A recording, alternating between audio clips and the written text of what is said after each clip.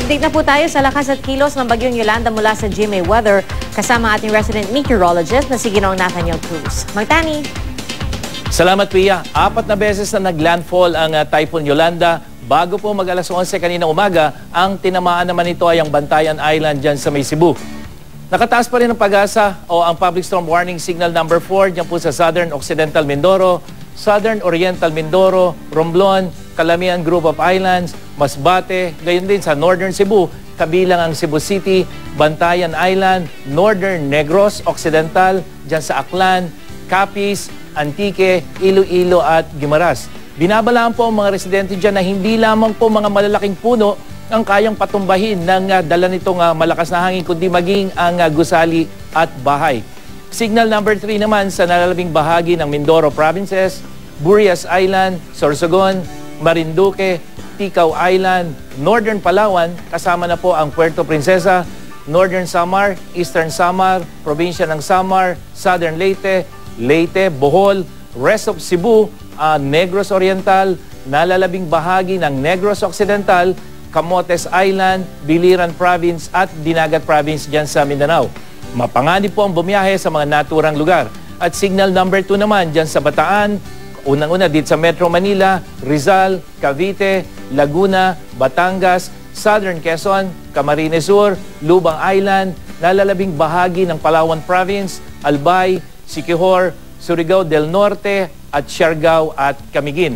Mataas po ang banta ng storm surge sa mga baybaying dagat sa mga binanggit naming lugar dahil aabot po hanggang 7 metro ang taas ng mga alon.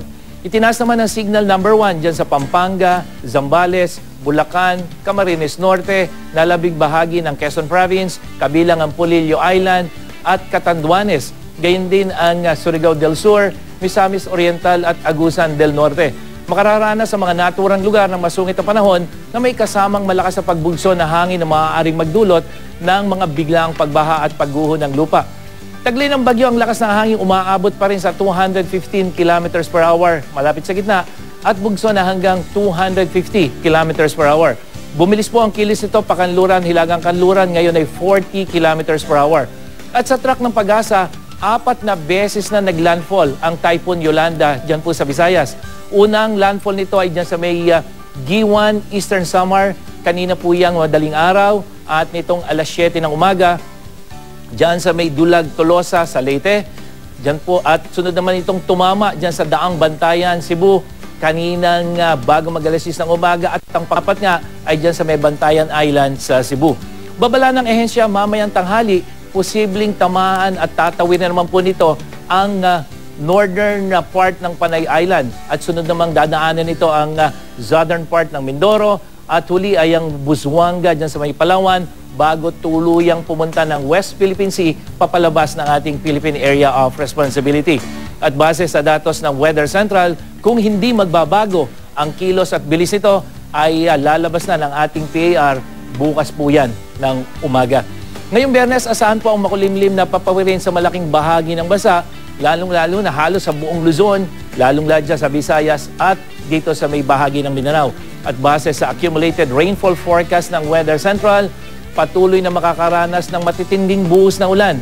Yung mga lugar na sakop po ng 600 km radius na diametro ng bagyo, yan na po yung dito sa buong Visayas, lalo na kung patungo ng Palawan, hanggang dito sa may Southern Luzon at dito sa may Zamboanga Peninsula at northern part ng Mindanao.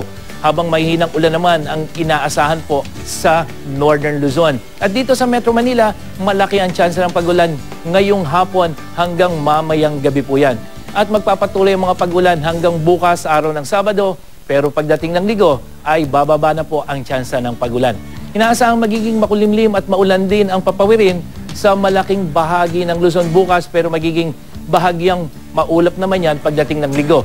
Ganyan din ang inaasahan sa malaking bahagi ng Visayas ngayong weekend, pero posibleng magpatuloy mga pag-ulan sa ilang bahagi ng Central at Eastern Visayas. At sa Mindanao, magiging mas maliwalas na rin ang papawirin, lalong-lalo na pagdating ng Linggo.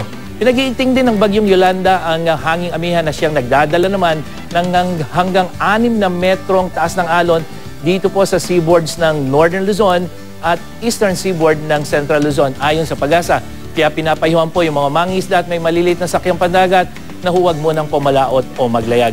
At para sa iba pang detalye, bisitahin ang GMA Weather webpage o i-like at i-follow sa Facebook at Twitter.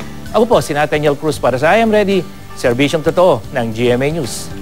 Mang Tani, balikan ko lang yung nabanggit nyo na 4 na beses nang naglandfall yung bagyong Yolanda.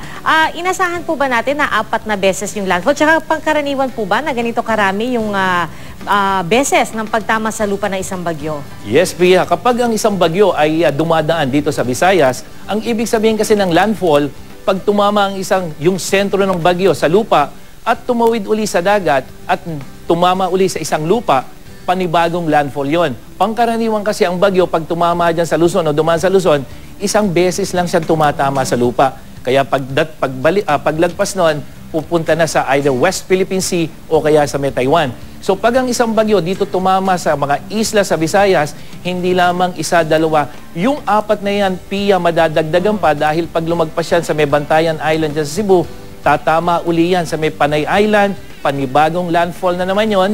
At pag lumagpas siya sa Panay Island, pwedeng tumama uli siya dyan sa may Mindoro, panibago na namang landfall yon, tatama uli sa tubig, meron uling islang dadaanan, panibagong landfall. Kuminsan, mga 7 hanggang 8 na landfall ang naitatala sa isang bagyo na tumatawid sa Visayas. Okay, kasi nga patalon-talon dahil mga isla po tayo, no, Mang Tani. Pero kapag tumawid po ba ulit yon sa dagat, may chance ba na kumuha siya ulit ng lakas? Kaya pagdating dun sa susunod na isla, lalong lumakas na naman yung bagyo? Pwede yon, Pia. At alam naman natin na ang dagat ang pinagkukunan ng lakas ng isang bagyo. Kaya nakakatulong yung sa isang bagyo na ito ay tatama sa lupa pero dadaan sa dagat, tapos tatama uli sa lupa, may panibagong dagat na naman. Kaya kahit papano, hihina man siya pero hindi ganong kahina, hindi katulad kapag isang bagyo ay tumama dito sa Luzon na kung saan matagal siyang namamayani sa lupa, kaya yung kanyang lakas ay talagang naapektuhan.